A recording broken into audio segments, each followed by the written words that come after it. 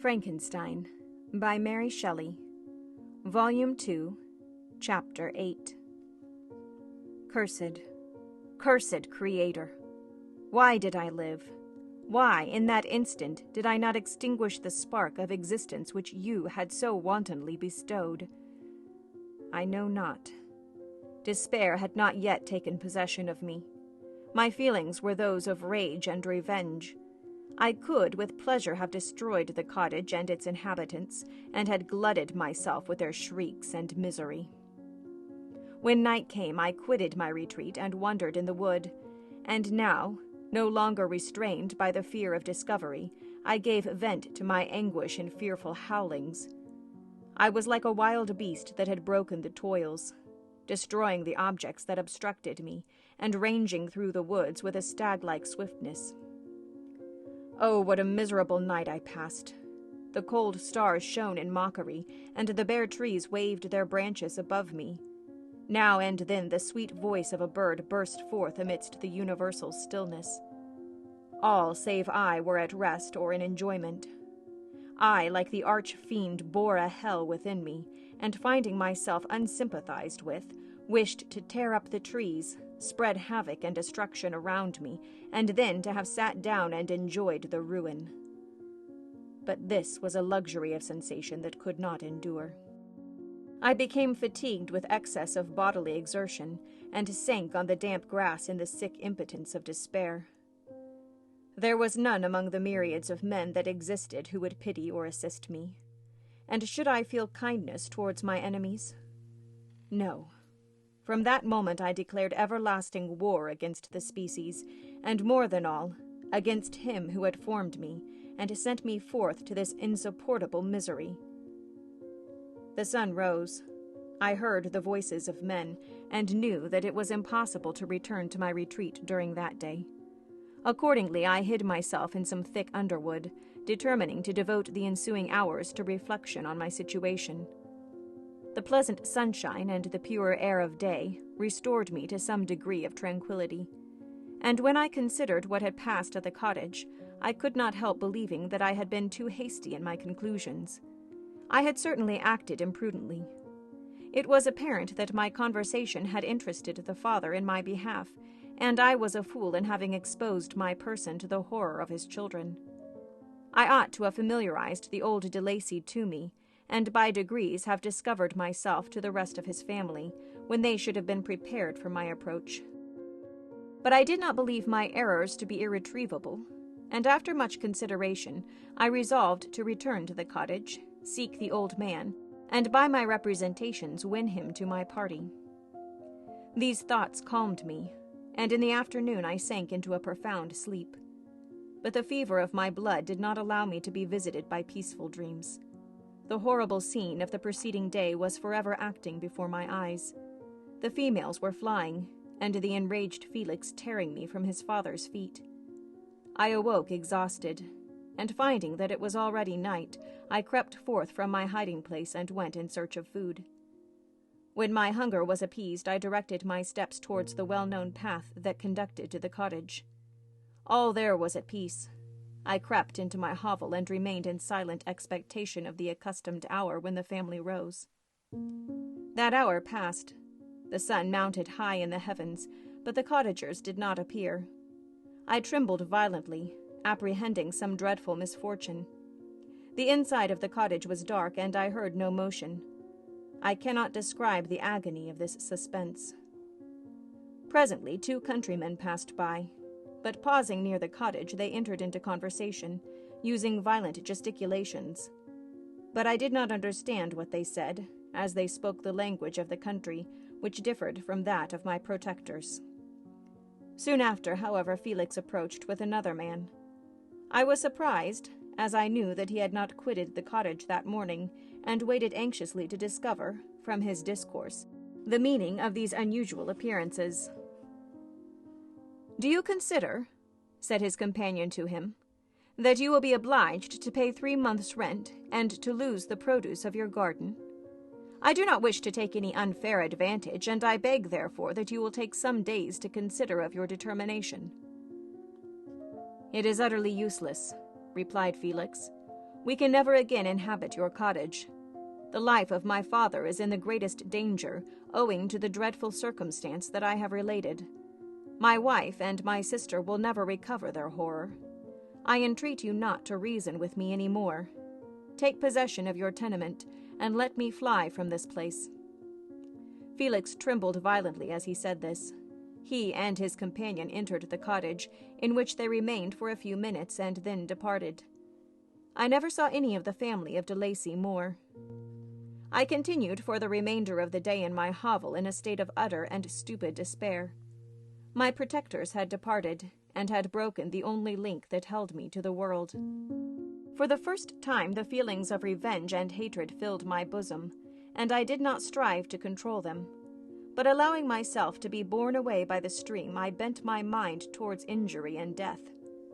When I thought of my friends, of the mild voice of de Lacy, the gentle eyes of Agatha, and the exquisite beauty of the Arabian, these thoughts vanished, and a gush of tears somewhat soothed me. But again, when I reflected that they had spurned and deserted me, anger returned, a rage of anger. And unable to injure anything human, I turned my fury towards inanimate objects. As night advanced, I placed a variety of combustibles around the cottage, and after having destroyed every vestige of cultivation in the garden, I waited with forced impatience until the moon had sunk to commence my operations. As the night advanced, a fierce wind arose from the woods, and quickly dispersed the clouds that had loitered in the heavens.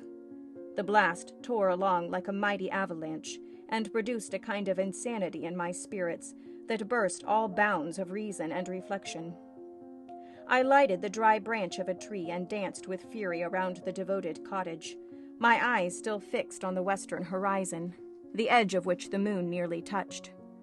A part of its orb was at length hid, and I waved my branch. It sunk, and with a loud scream I fired the straw and heath and bushes which I had collected. The wind fanned the fire, and the cottage was quickly enveloped by the flames, which clung to it and licked it with their forked and destroying tongues. As soon as I was convinced that no assistance could save any part of the habitation, I quitted the scene and sought for refuge in the woods. And now, with the world before me, whither should I bend my steps? I resolved to fly far from the scene of my misfortunes. But to me, hated and despised, every country must be equally horrible. At length, the thought of you crossed my mind. I learned from your papers that you were my father, my creator. And to whom could I apply with more fitness than to him who had given me life? Among the lessons that Felix had bestowed upon Safie, geography had not been omitted. I had learned from those the relative situations of the different countries of the earth. You had mentioned Geneva as the name of your native town, and towards this place I resolved to proceed. But how was I to direct myself? I knew that I must travel in a southwesterly direction to reach my destination, but the sun was my only guide. I did not know the names of the towns that I was to pass through, nor could I ask information from a single human being. But I did not despair. From you only could I hope for succor, although towards you I felt no sentiment but that of hatred. Unfeeling, heartless creator. You had endowed me with perceptions and passions, and then cast me abroad an object for the scorn and horror of mankind. But on you only had I any claim for pity and redress, and from you I determined to seek that justice which I vainly attempted to gain from any other being that wore the human form. My travels were long, and the sufferings I endured intense. It was late in autumn when I quitted the district where I had so long resided. I traveled only at night, fearful of encountering the visage of a human being. Nature decayed around me, and the sun became heatless. Rain and snow poured around me. Mighty rivers were frozen. The surface of the earth was hard and chill and bare, and I found no shelter. O earth! How often did I imprecate curses on the cause of my being! The mildness of my nature had fled, and all within me was turned to gall and bitterness. The nearer I approached to your habitation, the more deeply did I feel the spirit of revenge enkindled in my heart. Snow fell, and the waters were hardened. but I rested not. A few incidents now and then directed me, and I possessed a map of the country, but I often wandered wide from my path. The agony of my feelings allowed me no respite.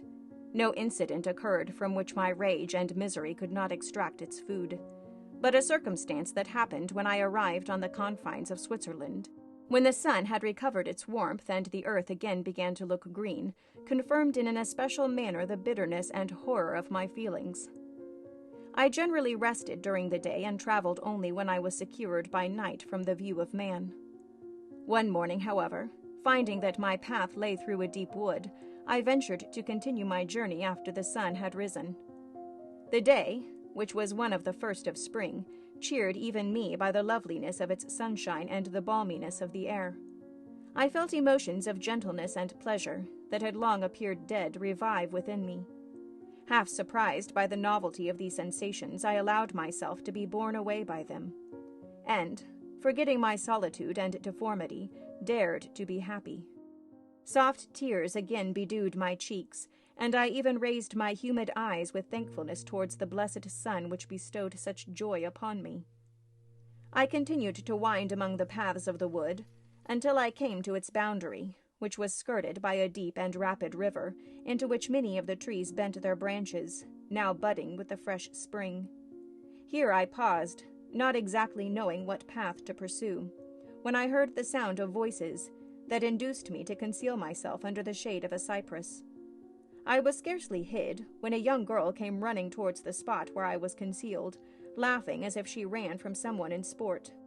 She continued her course along the precipitous sides of the river, when suddenly her foot slipped, and she fell into the rapid stream.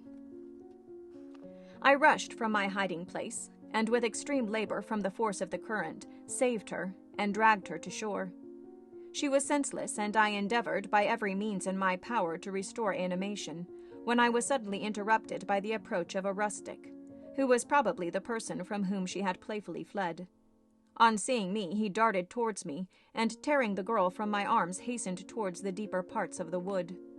I followed speedily, I hardly knew why, but when the man saw me draw near, he aimed a gun, which he carried, at my body and fired. I sunk to the ground, and my injurer, with increased swiftness, escaped into the wood.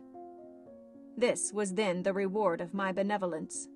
I had saved a human being from destruction, and, as a recompense, I now writhed under the miserable pain of a wound which shattered the flesh and bone. The feelings of kindness and gentleness which I had entertained but a few moments before gave place to hellish rage and gnashing of teeth. Inflamed by pain, I vowed eternal hatred and vengeance to all mankind. But the agony of my wound overcame me. My pulses paused, and I fainted. For some weeks I led a miserable life in the woods, endeavoring to cure the wound which I had received. The ball had entered my shoulder, and I knew not whether it had remained there or passed through. At any rate, I had no means of extracting it. My sufferings were augmented also by the oppressive sense of the injustice and ingratitude of their infliction. My daily vows rose for revenge, a deep and deadly revenge, such as would alone compensate for the outrages and anguish I had endured.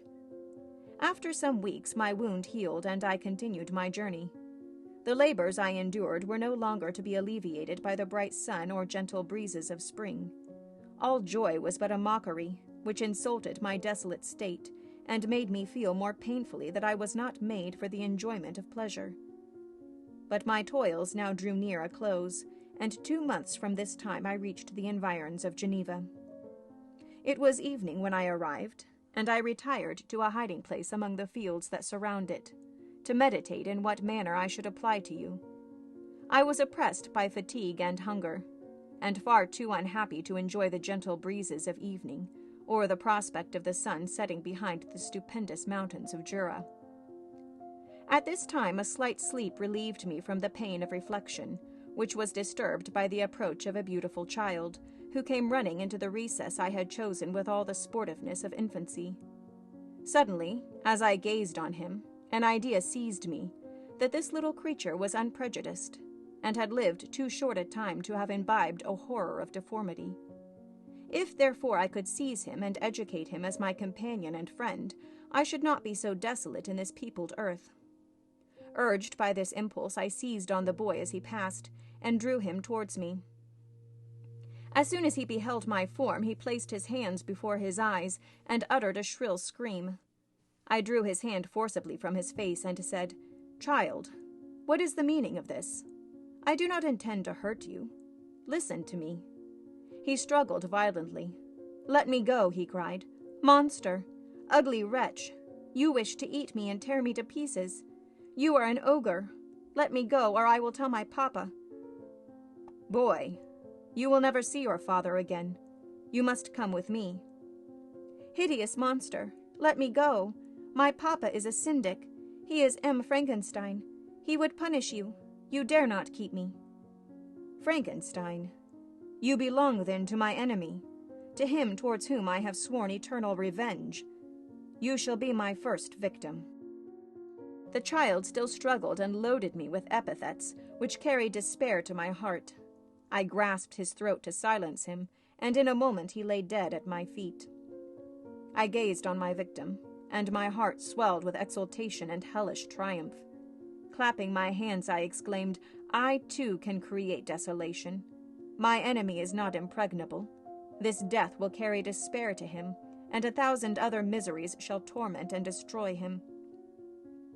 As I fixed my eyes on the child, I saw something glimmering on his breast. I took it.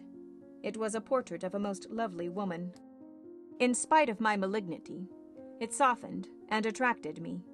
For a few moments I gazed with delight on her dark eyes, fringed by deep lashes, and her lovely lips. But presently my rage returned. I remembered that I was forever deprived of the delights that such beautiful creatures could bestow, and that she, whose resemblance I contemplated, would, in regarding me, have changed that air of divine benignity to one expressive of disgust and affright. Can you wonder that such thoughts transported me with rage? I only wonder that at that moment, instead of venting my sensations in exclamations and agony, I did not rush among mankind and perish in the attempt to destroy them. While I was overcome by these feelings, I left the spot where I had committed the murder, and was seeking a more secluded hiding place, when I perceived a woman passing near me. She was young, not indeed so beautiful as her whose portrait I held, but of an agreeable aspect, and blooming in the loveliness of youth and health. Here, I thought, is one of those whose smiles are bestowed on all but me. She shall not escape. Thanks to the lessons of Felix and the sanguinary laws of man, I have learned how to work mischief. I approached her unperceived and placed the portrait securely in one of the folds of her dress. For some days I haunted the spot where these scenes had taken place, sometimes wishing to see you, sometimes resolved to quit the world and its miseries forever. At length I wandered towards these mountains, and have ranged through their immense recesses, consumed by a burning passion which you alone can gratify. We may not part until you have promised to comply with my requisition. I am alone, and miserable. Man will not associate with me, but one as deformed and horrible as myself would not deny herself to me. My companion must be of the same species, and have the same defects. This being you must create.